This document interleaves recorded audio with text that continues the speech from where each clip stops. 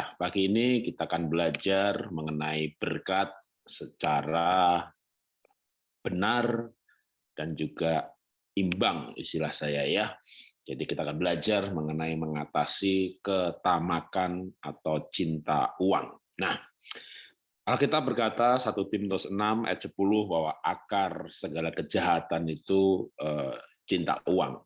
Sehingga perceraian pun didominasi oleh masalah uang itu pada level yang kedua.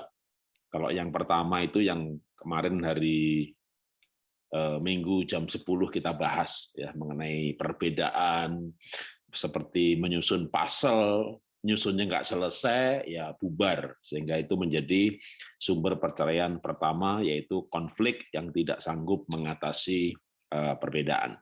Yang kedua mengenai uang, karena memang uang itu menjadi akar segala kejahatan.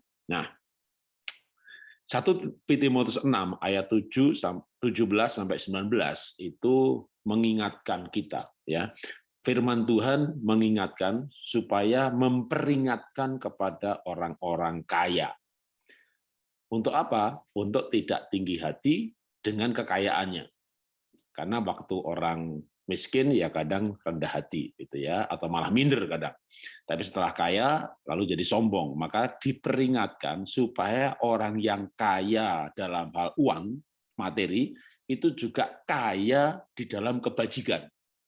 Sehingga mengumpulkan harta ya, yang tidak bisa terbakar, yang tidak bisa hangus, yaitu harta yang di sorga. Allah memberikan peringatan yang keras untuk tidak mengabdi kepada Tuhan dan Mamon. Jadi Mamon ini menjadi berhala yang kuat sekali di akhir zaman ini, di mana bukan antara Tuhan dan Baal. Udah mana mau orang milenial begini menyembah Baal, anak disembelih dikorbankan gitu ya. Bahkan orang milenial nggak percaya kalau Tuhan itu ada. Tapi yang disembah menjadi Mamon. Nah, gimana kita bisa mengatasi Mamon yang merayap dengan pelan-pelan sehingga kadang jangankan jemaat ya, pendeta pun bisa terseret di dalam cinta uang, nggak cinta Tuhan, nggak cinta jemaat, cinta kolektenya. Nah, makanya kita harus hati-hati dalam hal uang ini. Tapi juga kita tidak boleh anti berkat ya, maka Alkitab itu lengkap. Yang pertama, pemberian atau berkat itu memang juga Tuhan ajarkan untuk dinikmati. Pengkhotbah pasal 3 ayat 13 ada yang namanya karunia untuk menikmati. Saya pernah tidak punya karunia ini gitu ya, sehingga seperti banyak orang bahkan termasuk saya gitu ya, berlomba bekerja dengan keras gitu ya. Lalu kerja luar biasa tapi tidak bisa menikmati hidup, nggak bisa menikmati, betul-betul nggak bisa menikmati. Jadi kalau liburan gitu ya di Bali atau di mana gitu, kita mikir ngapain di sini, buang-buang waktu ya di pinggir pantai, lihat air kayak orang gila. Coba di kantor kerja, coba di toko ngitung barang, coba begitu. Jadi pikirannya tuh kerja terus gitu ya, nggak. Lalu kalau makan gitu ya di restoran gitu, aduh cek larangi tempe kok 25.000, ini kalau di pasar kan cuma 5.000 dipotong 3 dapat ini. Jadi kalau makan itu mikirnya bone kok larangi. Padahal saya diberkati, duitnya banyak ya. Ini belum cerita belum Tuhan tutup usaha saya dulu gitu ya. Pernah mengalami masa-masa seperti itu. Jadi nggak bisa menikmati gitu ya. Karena ya gimana namanya dulu orang miskin lalu diberkati, tapi kan ada juga ya orang yang dulu miskin lalu diberkati lalu benar menikmati kekayaannya, hidup bermewah ada, tapi juga ada yang berlebihan gitu ya. Saking dulu miskinnya gitu ya makan nggak kolu, orang Jawa bilang gitu ya. Cek larangi. Jadi kalau pergi ke restoran ini yang bukan menikmati gitu ya, ngitung harga. Dibandingkan dengan di pasar, dibandingkan kalau masak sendiri, dibandingkan gitu. Jadi ya rasanya gimana habis makan itu? Ya rasa bersalah kok ya larangi. Jadi bukan rasa nikmat, rasa bersalah itu namanya tidak punya karunia menikmati. Ya itu ternyata salah juga gitu ya. Maka kita harus bisa yang namanya pengkhotbah berkata bahwa karunia menikmati itu dari Tuhan. Kita perlu minta dari Tuhan supaya kita ya bekerja tapi ya menikmati juga. Lalu pemberian itu untuk dinikmati, ya singkat cerita akhirnya saya bisa juga gitu ya, menikmati jalan-jalan, menikmati liburan. Tapi itu pun saya siasati gitu ya. Kalau lagi makan di restoran nanti yang bayar istri, ya pakai duit saya, tapi yang bayar dia. Jadi saya nggak lihat bonnya itu berapa dan nggak nanya juga. Kalau nanya nanti kan mengurangi rasa enaknya menjadi rasa menyesal. Jadi itu bisa dilatih dengan cara seperti itu. Dah suruh istri yang bayar dah gitu ya. Jadi kita nggak lihat harganya berapa. Sampai akhirnya memang betul-betul ya kita tuh bisa menikmati. Yang kedua, kalau kita diberkati gitu ya, itu untuk dibagikan. Nah, saya dulu orangnya gini, sampai sekarang sebenarnya sih, untuk memberi itu nggak pernah hitungan.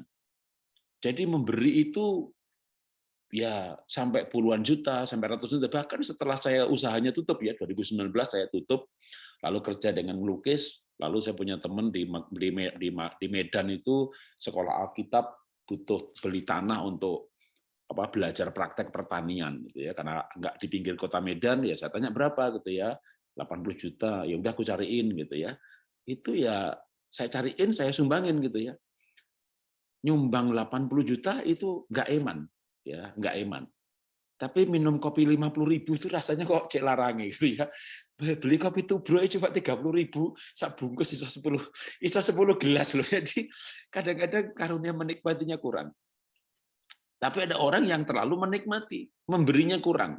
Jadi Alkitab itu makin dipelajari gitu, sebenarnya Tuhan itu ya nggak kejem-kejem banget gitu ya, suruh kita memberi terus. Malah ya saya ajarkan tadi kita menikmati. Tapi ya jangan menikmati terus sampai kita nggak memberi. Karena kalau kita nggak pernah memberi, nanti kita bisa cinta uang. Jadi Tuhan berkati kita untuk kita berbagi kebajikan, belajar untuk memberi. Ya. Seperti Kisah Rasul pasal 20 ayat 35. Lebih bahagia memberi daripada menerima. Memang kita menerima itu juga bahagia, ya. Tapi kalau kita memberi, lalu orang yang diberi itu berterima kasih, mendapat berkat dari apa yang kita berikan, dan yang kita berikan itu juga sebenarnya tidak harus berupa uang, ya. Bisa nasihat, bisa benda, bisa barang, bisa perhatian. Kita merasakan bahagianya lihat orang lain bahagia. Nah ini rohnya udah normal, gitu ya. Kalau rohnya belum normal itu kan bahagia melihat orang lain sengsara, gitu ya. Jadi misalnya orang di gampangnya misalnya orang pacaran terus putus gitu ya. Lalu dia dengar pacarnya ini yang putus sama dia itu menikah gitu ya. Wah, ternyata pasangannya digebuki. Itu kan berarti orang nggak bahagia kan. Lalu dia bersyukur, aduh Tuhan terima kasih, aku nggak jadi nikah sama dia loh. Lihat orang lain digebuki kok bersyukur.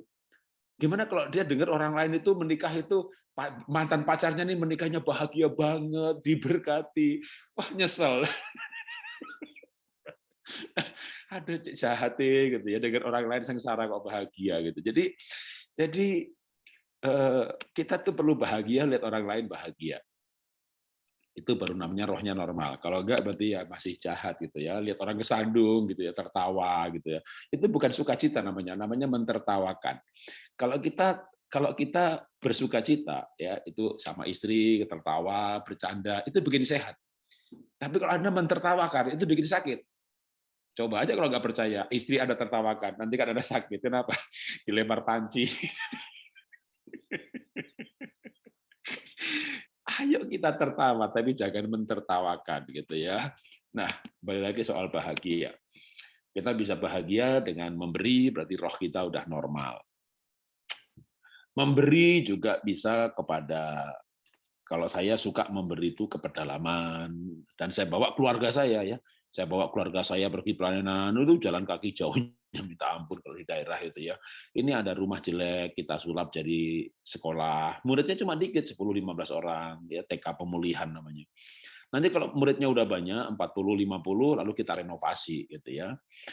Nah, untuk memberi itu ya tentu nggak harus, tapi boleh sekali-sekali keluarga pergi pelayanan. Ini mau ke gereja itu nyebrang sungai dulu gitu ya, sampai ya untuk bisa-bisa benar-benar menikmati pemberian kita tuh ternyata berarti sekali.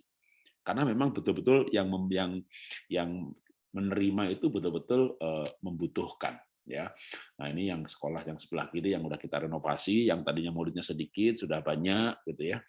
Itu kita bisa merasakan hidup ini berarti gitu ya. Tapi kalau kita menikmati terus, ya itu memang kita senang nikmat gitu ya. Tapi berartinya kurang. Maka kita perlu menikmati, tapi juga kita perlu membagi ya. Yang ketiga, pemberian itu untuk digunakan ya. Digunakan apa? Ya digunakan untuk hal-hal yang penting dalam hidup ini tentunya dengan hikmat dari Tuhan. Karena konsepnya adalah bukan perpuluhan milik Tuhan, ya 100% itu punya Tuhan. Yang 10% untuk pekerjaan Tuhan diberikan, yang lain untuk kita kelola dengan hikmat dan pimpinan Tuhan juga, karena semuanya kan titipan semuanya. Kita mati udah nggak bawa apa-apa lagi. Tuhan mengajarkan bahwa sebagian ya yang kita miliki itu kita untuk menabur, tapi bukan berarti yang sisanya itu hak mutlak kita. Ya, Alkitab nggak mengajarkan seperti itu. Nah, kadang-kadang Tuhan tuh mengizinkan, seperti saya pernah cerita gitu ya, mengalami kebakaran tahun 2019, nggak diasuransi lagi, ludes, 2019 mengalami kebangkrutan. Tapi itu semuanya semakin membuat punya konsep hidup bahwa harta ini nggak kekal. Kalau harta nggak kekal, ya berarti kita harus cari yang kekal. Nah, apa itu yang kekal?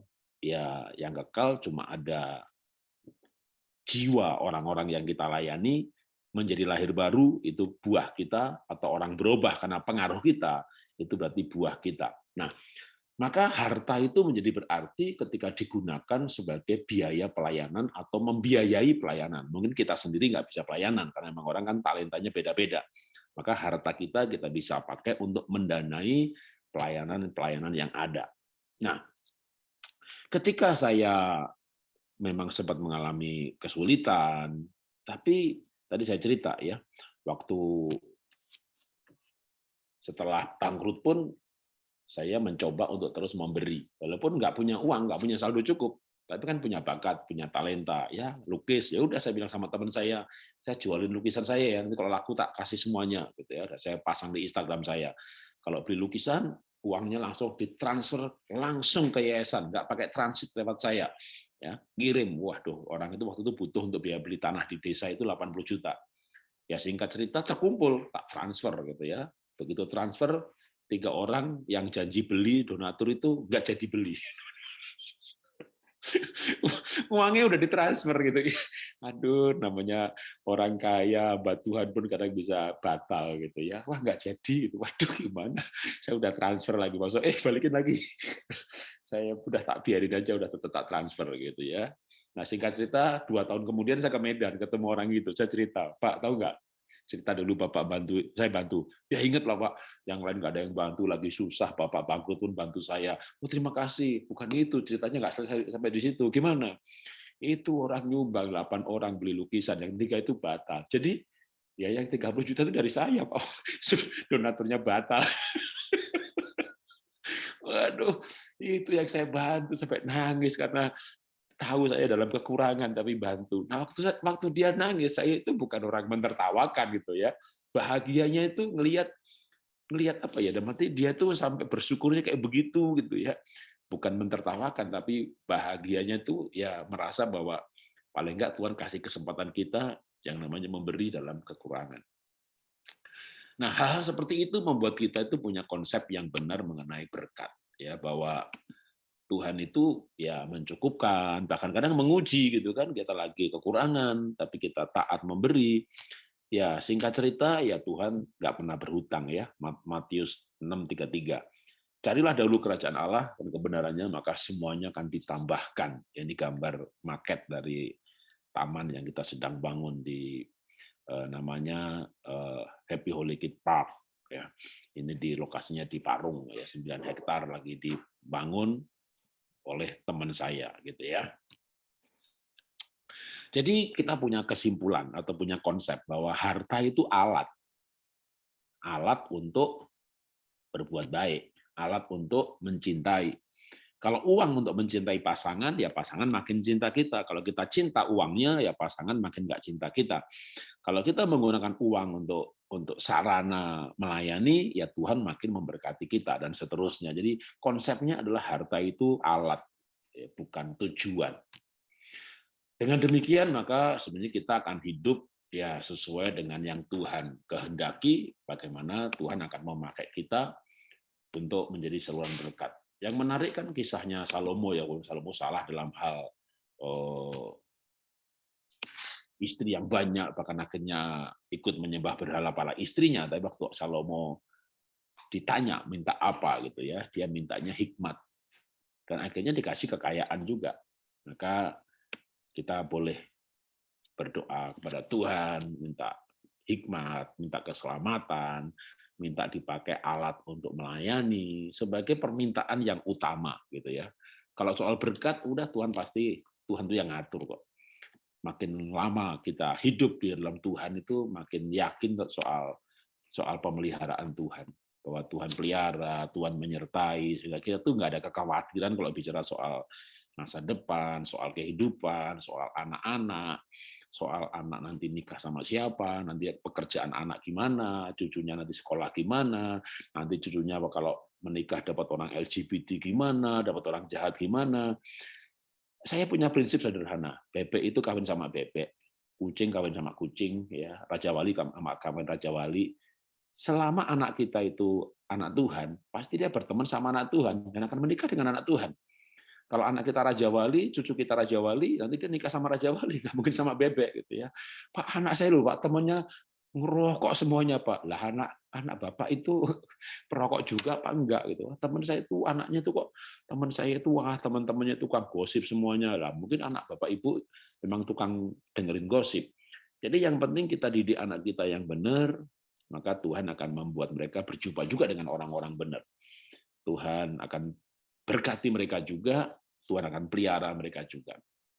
Dan itu diawali dari kita yang punya konsep hidup yang jelas mengenai berkat. Mari kita berdoa.